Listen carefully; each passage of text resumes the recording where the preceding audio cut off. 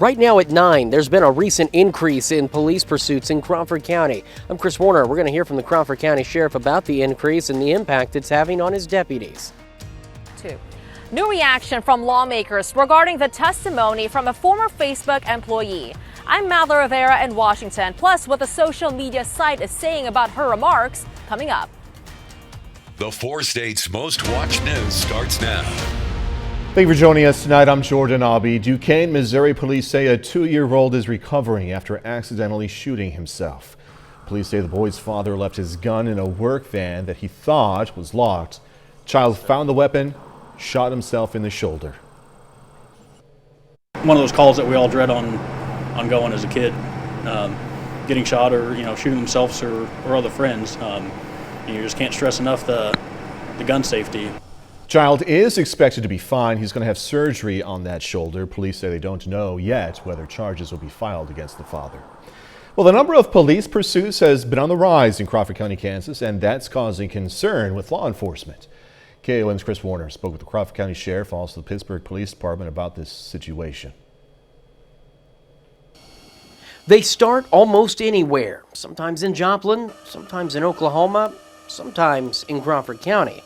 They involve crimes that took place almost anywhere, like this pursuit from last week, which began in Crawford County, ended in Barton County, and involved a stolen vehicle out of Joplin. It puts the public at risk. It puts the officer at risk. Of course, the individual that's fleeing at risk. But it's just not a good situation to be in. Crawford County Sheriff Danny Smith says that risk could easily be avoided. If these people would just stop, if they're going to get arrested on their warrant, take care of it like anybody else does. It's not worth any injury or death for these individuals. As we mentioned, sometimes these pursuits cross state lines. Sometimes they stay in the county but enter city limits, like Pittsburgh. Pittsburgh's deputy police chief says that's when communication between agencies becomes vital. Sometimes it's good to be there to help because we're officers of this city, so we're familiar with the side streets, the alleys, the number blocks, so being able to give a location is more beneficial, but our primary concern, of course, is the safety of the public. Henderson adds that unlike traffic crashes or other situations, you can't warn the public. And unfortunately, through social media and other warning avenues, these things happen so quick, and sometimes they're done almost as fast as they start, so we're not able to get a message out there quick enough via social media to warn people of the location of a pursuit. 3 pursuits happened in the county in September, 2 in one day, all involving stolen vehicles. Sheriff Smith says the majority of the pursuits involve stolen vehicles, which means the majority of them can be stopped by you. It's just one of those things that's very preventable, and we would love for people to, secure their belongings, lock their vehicles up. In Crawford County, Chris Warner, KOAM News.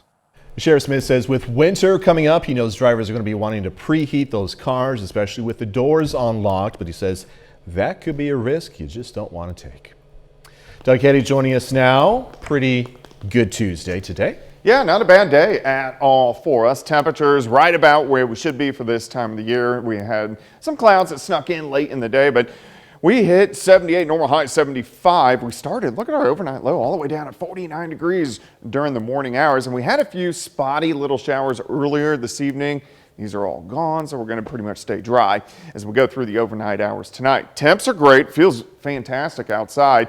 Kind of chilly again. We're going to drop back into the upper 50s for overnight lows. Temperatures a little bit cooler for us tomorrow, but also some better chances for rain. So we're going to break that down for you here in just a bit. Doug, thank you so much. In August, Missouri's Attorney General Eric Schmidt announced a major opioid settlement. Multiple distributors of opioids, including Johnson & Johnson, reached the settlement that brought in as much as $500 million to Missouri. We spoke to Schmidt today to learn how this settlement is going to affect Southwest Missouri in particular. He says the money will directly fund treatment and education programs to help those struggling with opioid addiction. This is a very victim-centric settlement so that treatment centers, counselors, other folks who work with people who are addicted to opioids can access resources through the state as those settlement dollars come in to be able to provide services for people. And we've dubbed this fighting addiction and saving lives, and that's really what this is about. Schmidt's office says this is the largest victim-centric settlement in the history of Missouri. Lawmakers on Capitol Hill getting a chance to question a former Facebook employee about the social media giant's operations how it manages the site. The employee turned whistleblower revealing why she believes the site negatively impacts young children and doesn't do enough to stop misinformation and violence. Fox's Madeline Rivera has details now from Washington. From national security concerns. The platform, whether Facebook knows it or not, is being utilized by some of our adversaries in a way that helps push and promote their interests at the expense of America's? Yes, Facebook's still very aware that this is happening on the platform. To making body image issues worse. Facebook knows that they are leading young users to anorexia content. Former Facebook employee turned whistleblower Frances Haugen launched a series of allegations against Facebook during a Senate Commerce Subcommittee hearing Tuesday. Now she's urging lawmakers to demand more transparency from the social media giant, especially into the algorithms of its apps like Instagram, which she says exposes younger users to harmful content, including eating disorders. They know that algorithmic-based ranking, so engagement-based ranking, keeps you on their sites longer. Big tech is facing its big tobacco moment. Democrats and Republicans say action must be taken against Facebook. I think there are some transparency issues that we can address that don't step on people's First Amendment rights. For their part, Facebook disagrees with many of Haugen's allegations, saying she worked for the company for less than 2 years, had no direct reports, never attended a decision point meeting with C-level executives. Still, it agrees it's time to begin to create standard rules for the internet. Senator Richard Blumenthal is calling for Facebook CEO Mark Zuckerberg to testify before Congress, adding Haugen's testimony on Tuesday will potentially encourage other whistleblowers to come forward. In Washington, Madeline Rivera, Fox News. So speaking of Facebook, yesterday Facebook's platforms dealt with an outage for around 6 hours. So today's KOAM News Now Instapoll, we're asking, how much did the Facebook outage affect you? Choices are a little, a lot, or not at all. You can vote over at komnewsnow.com/vote or the KOAM News Now mobile app. Results are updated live, and we'll check in on them a little bit later in this newscast. Democratic leaders say there's been some progress in bringing together members of the party on 2 massive spending bills. But President Biden is still working to sell the plans to the American people, including some in his own party. Fox News correspondent Lauren Blanchard is in D.C. with more. These bills are about competitiveness versus complacency. With the backdrop of heavy construction equipment, President Biden visited Howell, Michigan to keep building support for the bipartisan infrastructure package and his Build Back Better plan, pushing the packages through a divided Senate and a divided Democratic Party, however, proving to be a big lift. The only thing we've been missing is the will from Washington to finally build an economy around you. Currently, the Build Back Better plan is roughly $3.5 trillion, but moderate Senators Joe Manchin and Kyrsten Sinema say it's too much. Even some of our colleagues on the Democratic side are calling this craziness what it is. The White House has acknowledged the final number may be closer to $2 trillion. Well, I'm not ruling anything out. At the same time, progressives say they'll stall or tank the $1 trillion bipartisan bill with roads, bridges, and other traditional infrastructure items if they don't get the historic social spending bill they were promised. This country faces enormous crisis, so we're going to go forward. We're going to negotiate. Senate Leader Chuck Schumer is planning a Wednesday vote to suspend the debt ceiling until December 2022, as Republicans say Democrats will need to go it alone. The only reason to raise the debt ceiling is because you intend to add more debt. Last week, President Biden delayed a trip to Chicago to sell the bills to instead negotiate with lawmakers. That trip is now this Thursday. In Washington, Lauren Blanchard, Fox News. Treasury Secretary Janet Yellen said today she expects the country to go into a recession if the debt ceiling isn't raised over the next 2 weeks and the U.S. defaults on its loans. KOAM News at 9 on Fox 14 takes this time now to honor another 4-state hero. Guy Myers served in the U.S. Army from 1942 to 46. The Carthage, Missouri native was stationed in the Pacific. And we salute technician 5th grade Guy Myers, a 4-state hero. Doug is next with a complete look at the forecast, and later in sports, going to hear from the Carthage Tigers on Friday night's undefeated showdown with Joplin.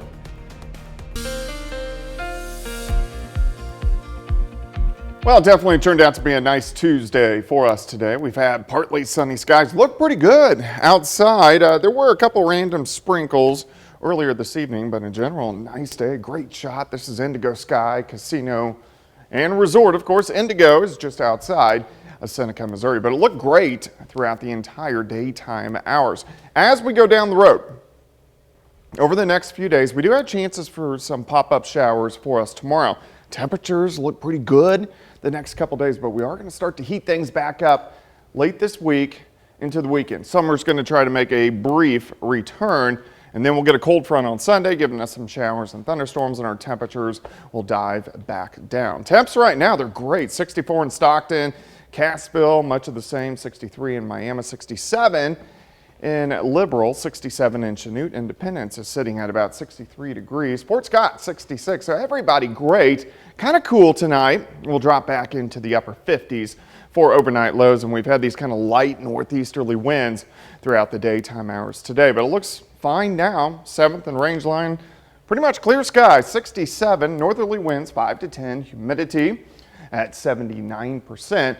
And any little tiny sprinkles that we did have out there earlier today have pretty much fallen apart. There's not much going on. There's a little cluster of sprinkles just to the east of Tulsa. But that is really about it. I think tonight we are going to be fine. But we're watching this storm system. It's fairly weak. It's an upper level low. You can see the spin right in northern parts of Mississippi. It's actually going to sink back toward the west tomorrow. So it gets a little bit closer to us.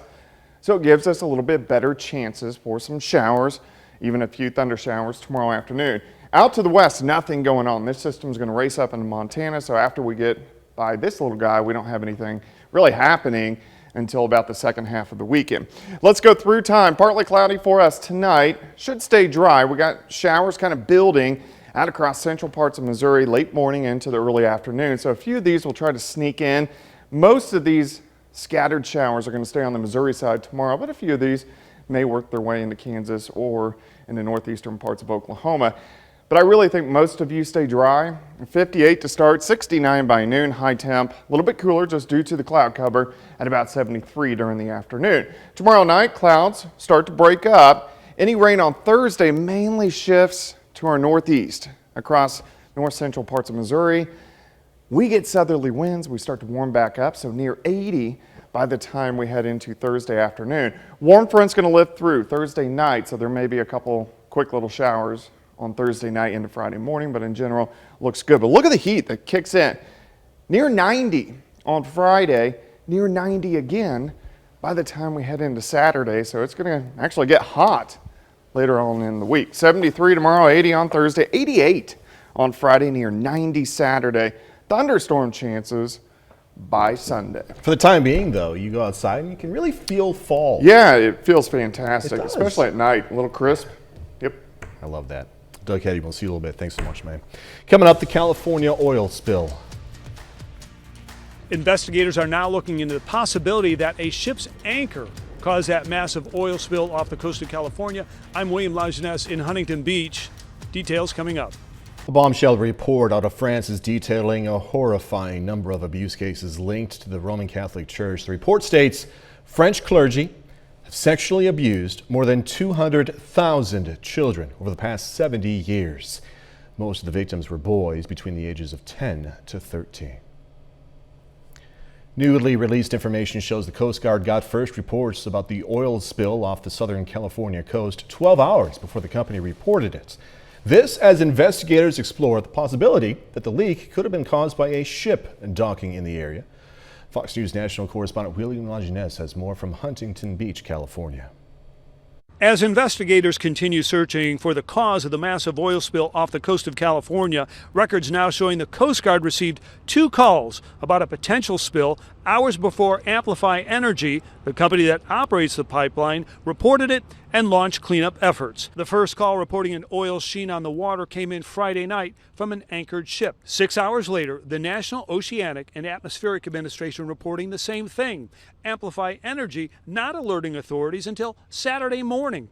The incident spilling up to 126,000 gallons of crude into the waters off Huntington Beach in Orange County. Saturday morning, when we found the sheen, that's when we kicked in the incident commander. We were not aware of anything Friday night. If there were reports, like I said, they did not come to us. Authorities exploring the possibility the rupture could have been caused by a ship's anchor striking the underwater pipeline.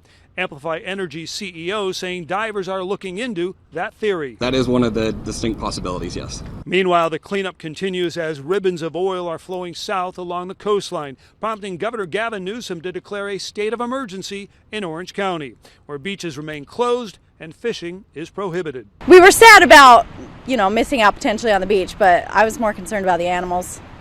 And I know there's a big wildlife reserve over there. Experts saying the environmental impact on beaches, protected marshland, and wildlife is unknown. 2019 and 2020 inspections of the pipeline did not reveal anything requiring repairs, according to federal reports. In Huntington Beach, California, William Lajeunesse, Fox News. Next, a high school student giving some animals in their community a second chance at life. 1 in 10 people around the world suffers from pain after eating meals. A new survey from Belgian and Swedish researchers found that 13% of women and 9% of men report frequent abdominal pain after eating. Researchers say it shows how prevalent digestive problems are, and people with frequent attacks also have higher rates of depression and anxiety. Well, a high school student in the Minneapolis area donates a priceless gift to dogs, cats, and other four-legged friends. Fox's Babs Santos has this story. Half of Shayna Killian's heart belongs to animals. I have 2 cats, a dog, a turtle, and a guinea pig.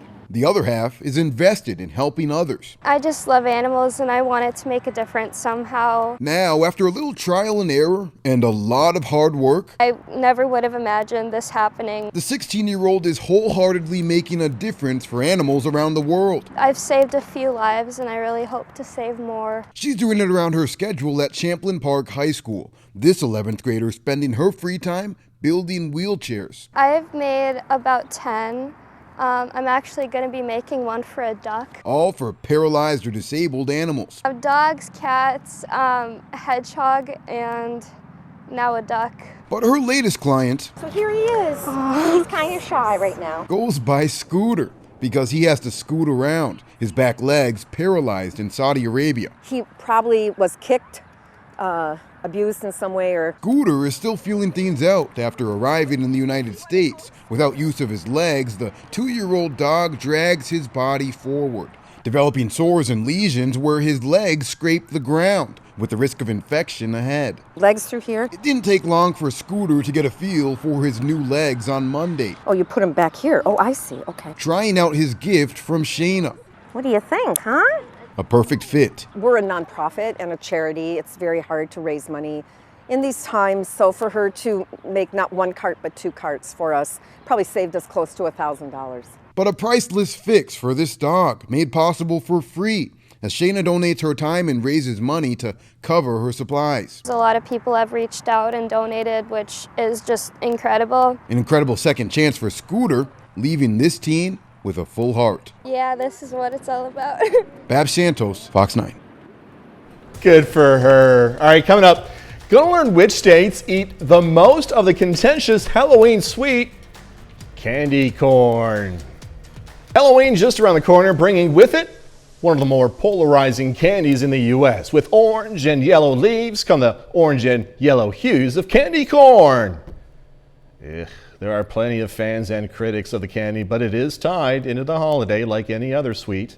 Ferrara Candy Company is one of the nation's largest producers of candy corn and revealed its list of the top 5 states that consume the confection. In order, the Golden State of California takes the top spot, followed by Texas, Florida, New York, and Michigan. And with every top 5 list, there follows a bottom 5 list where it seems, I don't know if we have a full screen for this, but Alabama, Hawaii, Nebraska, Vermont, and Wisconsin deciding to pass on these sweets. Michigan, I read this script ahead of time, of course, and it made sense because Michigan is on the list of states that like candy corn, and my wife loves candy corn. She brought some home from the grocery store the other day, and I said, "What is this? This is disgusting." I heard you laugh. We haven't talked about it since. I'm so disgusted by it. I didn't know this about my wife. Still getting over it. 30 more minutes, news, weather, and sports coming your way. After Monday's Facebook outage, businesses that use the site primarily are still recovering. I'm Bronte Sorosky with how this affected some stores locally. Plus, power plant in Carthage, Missouri, hosting events to connect with the community. Jasper County Health Department says 2 more people have passed away because of COVID-19. The health department says the patients were a woman in her 80s, also a man in his 40s. The latest deaths brings the county's total to 219.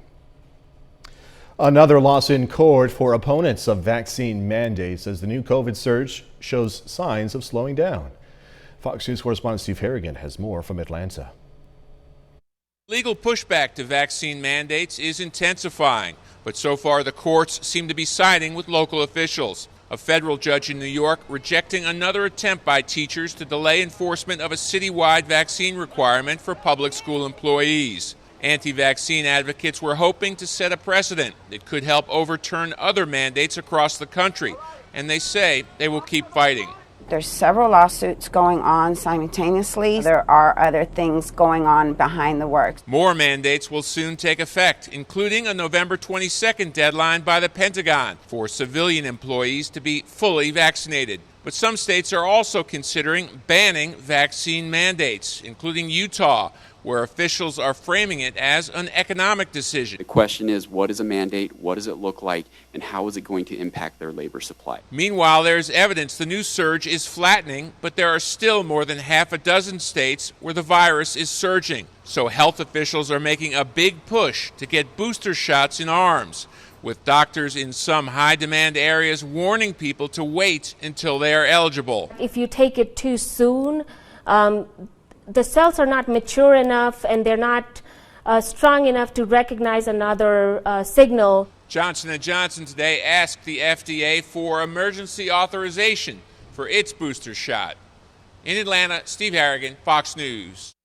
Well, the head of the National Institutes of Health is leaving his job. Dr. Francis Collins announcing his resignation today. The 71-year-old physician led the NIH for 12 years. He is reportedly aiming to return to the National Human Genome Research Institute.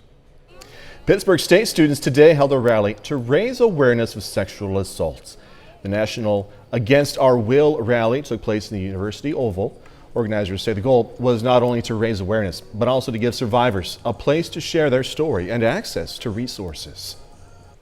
I do think it needs to be talked about more, but I do think that we do a good amount. We do have reporting online anonymously for those who don't feel comfortable. So I do think we do a good amount or the PSU does a good amount for us. But like I said, there's always more that can be done. Pitt State campus police chief says there were 2 sexual assaults reported on campus last year and none so far this year. Well, yesterday, social media sites Facebook, Instagram, and WhatsApp were down for several hours. Now they're back up. But KOAM's Bronte Sorosky tells us that businesses who rely heavily on social media for advertising and for selling their product are still being affected. It was just kind of shocking and a little bit stressful because we didn't have a way to communicate with our customers. That was business owner Mariah Smith's initial reaction to noticing Facebook was down on Monday. That, along with Instagram and WhatsApp, were down for several hours. Smith wasn't the only business owner affected by the outage. The t-shirt shop in Lamar, which also uses Facebook as a major way to advertise, says they felt a similar strain. We schedule all of our posts daily, and we also have advertising that we're paying for.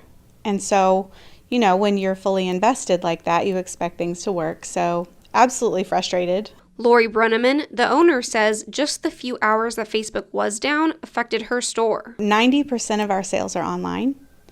And so, on a day like that, we probably lost, I would say, 40 to 50% of our web clicks. And she says they're only just starting to feel the effects. Probably going to see more of a fallout later in the week as we go. Our conversions and things are down from last week. We're down by like 24,000 views. But for a business that operates completely through Facebook, the website being down had larger effects. are strictly an online boutique. We rely solely on Facebook. Smith, who co-owns the Wild Rose Boutique, says she saw her sales affected. We do live sales on Facebook and we post products daily.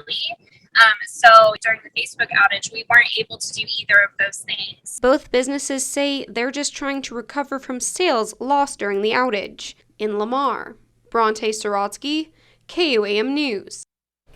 Facebook released a statement saying that the outage was due in part a disruption of network traffic that brought their services to a halt. Let's take another look at our KOAM News Audience poll question for tonight. We asked you, how much did the Facebook outage affect you? So far, 83% of you say didn't really at all. 15% of you say a little. 2% of you say a lot. Thanks to everyone who voted. By the way, you still have time to vote. Results are going to be over on KOAM News at 10. Carthage Water and Electric Plant is celebrating Public Power Week. Public Power Week is a chance for utility companies to better engage with their communities. The plant in Carthage is hosting several events this week that the public can participate in. Today, they gave tours of the plants. Other events this week include Glow Golf over at the Carthage Golf Course. Thursday, October 7th, we'll be out at the Carthage Golf Course from 6 to 9 for Maple Leaf Glow Golf. It's going to be a fun family activity. Come out, enjoy some food, and enjoy some glow golf. And then Friday, we'll be out at Food Truck Friday for community power hours. We'll have some giveaways, some photo ops, and an electrical safety demo. People who went on the tours today will get to play golf in the Glow Golf event for free. A little later, life lessons learned because of COVID-19. Developers are starting to change the way they do business because of the pandemic, designing buildings packed with the latest anti-COVID technology. I'm Brett Larson in New York. I've got the details coming up. Definitely a pretty good Tuesday for us today. We actually had quite a bit of sunshine. Had a few clouds that streamed in during the afternoon, but all in all, not too bad across the region. It looks great outside right now. It feels fantastic.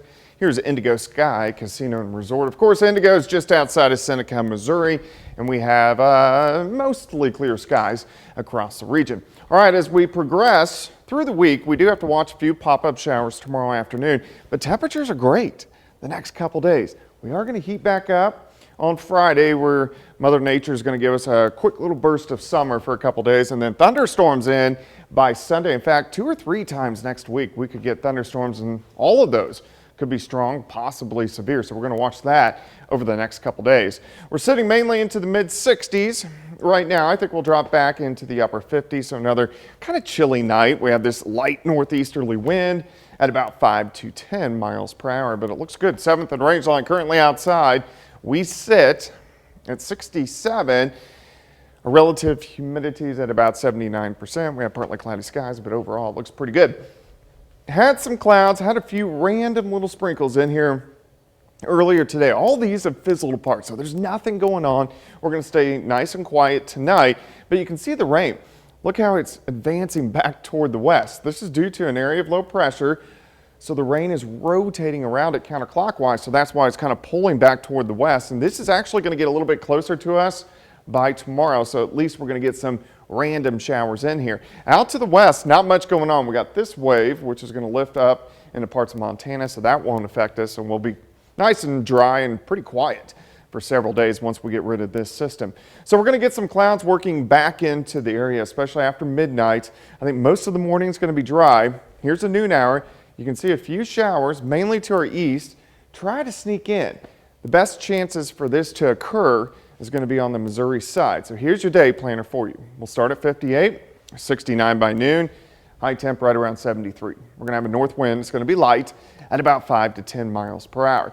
Any showers that would pop up, these will be gone by tomorrow evening, and then just partly cloudy skies for us tomorrow night.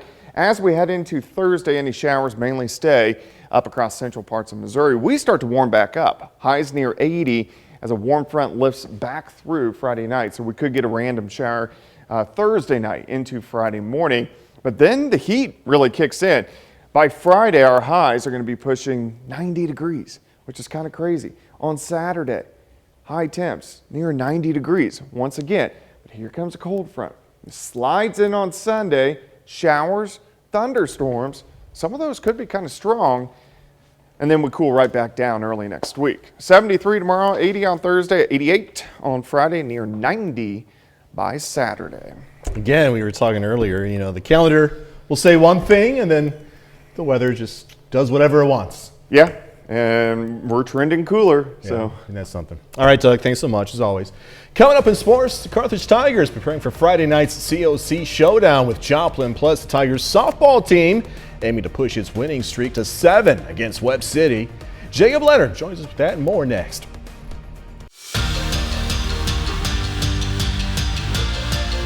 The Carthage High School softball team is one of the hottest in the area right now. Carthage has won 6 in a row and 10 of their last 11 games. Today, Tigers try to stay hot with a COC League matchup against Webb City. Jensen Elder, good in the circle early for Carthage. A pair of strikeouts in the second, game still scoreless. Bottom of the second, Tigers try to get on the board. All-State outfielder Emma Welch. Perfect throw to nail the runner at home. Still 0-0. In the third, though, Landry Cochran delivers with runners on second and third all the way to the fence. That puts the Tigers on top by 2. And they would add to it here in the fifth. With the bases loaded, Natalie Rodriguez puts it in the corner. 2 more score. Carthage gets the first 7 runs of the game. 6th inning, though. Webb City wakes up a little bit. Kaylin Gilbert finds the gap in right center. RBI double there. Cardinals actually get 4 in the 6th, but Elder closes it out in the 7th. Her 14th strikeout ends the game. Carthage wins at 10-4. They've now won 11 of their last 12 games. There's a lot of belief in these kids, and they come out every day. When we do have a practice, they've come out, and we've struggled hitting in the beginning, and now we've come out and focused really hard, and they've stuck with it, and they believed, and they've trusted the process, and you know, it's starting to pay off now in the end. We intentionally put 3 tournaments in a row in the very beginning and got ourselves some good competition so that when we got to our conference play, that hopefully we would be playing our best. Staying in the COC, the Joplin Eagles at home tonight against Neosho. Joplin aiming for its 4th win in 5 games. Tonight they get it done 12-5. Joplin will return home for their final home game on Thursday against Waynesville. The Carthage Tigers play their biggest game of the year this Friday. Carthage hits the road to Joplin with first place in the COC on the line. Both teams are undefeated through the first 6 weeks of the season. They're both really good all around, but the Carthage defense against the Joplin offense will be a fun matchup. The Tigers are only giving up 10 points per game through 6 weeks, while Joplin is posting 42 per week behind senior quarterback Always Right. It starts with their quarterback, very dynamic player, 2-year starter, does a great job extending plays, great job in the quarterback run game. He's got a strong arm, very accurate arm, and he's got some receivers to throw to. You have to somehow figure out a way to get to him and at least contain him in the pocket and not let him out, because that's where he hurts you a lot. We're going to be talking about this game every night the rest of the week. We'll hear from Joplin right here tomorrow night. Finally, the Kansas City Chiefs have elevated wide receiver Josh Gordon off the practice squad to the active roster. So it's likely Gordon will make his Chiefs debut on Sunday night when the Chiefs host the Buffalo Bills. Now, Kansas City signed him to the practice squad last week, and prior to that, he had been suspended since December 2019 for violations of the league's policies on substance abuse and performance-enhancing substances. And that's going to do it for sports. We're back with more news after the break. Real estate developers are changing the way they do business because of this pandemic. They're packing new projects with the latest anti-COVID technology. Fox's Brett Larson has more in the latest edition of our Fox on Tech series. The COVID pandemic isn't going away anytime soon, and the real estate industry is starting to adjust. Developers are making big changes to new building projects, with offers of high-tech COVID-conscious innovations aimed at attracting a new generation of buyers. And it's not just about making sure the air is properly filtered. At least one building is now providing robotic deliveries, while others include everything from automated parking valets to disinfecting UV lights. I think everybody is on that same trend, and then we will continue. And then there's this building, the Legacy Tower. Part of the Miami World Center project is thought to be the first skyscraper in America specifically designed for life during an outbreak. As this pandemic came around, COVID, we saw that these kind of designs became more progressive. The tower features dozens of COVID-cognizant features to help folks survive in a pandemic setting, including a fleet of germ-zapping robots and touchless entry devices. The HVAC system was specially designed to minimize the spread of pathogens. And there's even an on-site medical center where residents will have access to doctors, a pharmacy, and a diagnostic lab, meaning quality health care will be just an elevator ride away when the next outbreak hits. It was designed with a COVID-conscious lifestyle in mind. This is, in essence, pandemic ready. Earlier this year, dozens of building scientists and health experts published an editorial calling for a paradigm shift to make office and apartment buildings safer. In New York, Brett Larson, Fox News. All right, coming up, a Russian film crew launches off heading to the International Space Station to make movie history. A Russian film crew is making history in space. Over the next 2 weeks, they're going to make the International Space Station their movie set. Fox News correspondent Jackie Ibanez says more. A historic first for the film industry as Russia launches a film crew into orbit to shoot segments for the first full-length movie made in space. The crew consists of a Russian actor, director, and veteran cosmonaut. The group says it underwent rigorous safety training ahead of the trip. We prepared as well as it is possible. In any case, this is an experiment, so I don't want to use the word fear or anything like that. I want to say that I'm very excited. The International Space Station will serve as the film's set. In the movie, a surgeon must operate on a sick cosmonaut in space because his condition prevents him from returning to Earth for treatment. The film's director says the crew analyzed different filming options as they attempted to shoot in zero gravity. This project is largely experimental, so we will run into the nuances of cinematography, part of which we could have foreseen and part of which we couldn't. In a statement, NASA says the launch will, quote, mark the expansion of commercial space opportunities to include feature filmmaking. Last year, actor Tom Cruise also announced plans to shoot a film in space. With NASA's cooperation, the project would be developed in collaboration with Elon Musk's SpaceX. No definitive date has been announced for that launch. As for the Russian film crew, they will spend 12 days in space before returning to Earth October 16th. Jackie Ibanez, Fox News. And that's our time for tonight. Thanks for joining us. Going to leave you with a video of a baby spider monkey at the Chester Zoo in England. Hey, be safe. Do this all again tomorrow. See you then.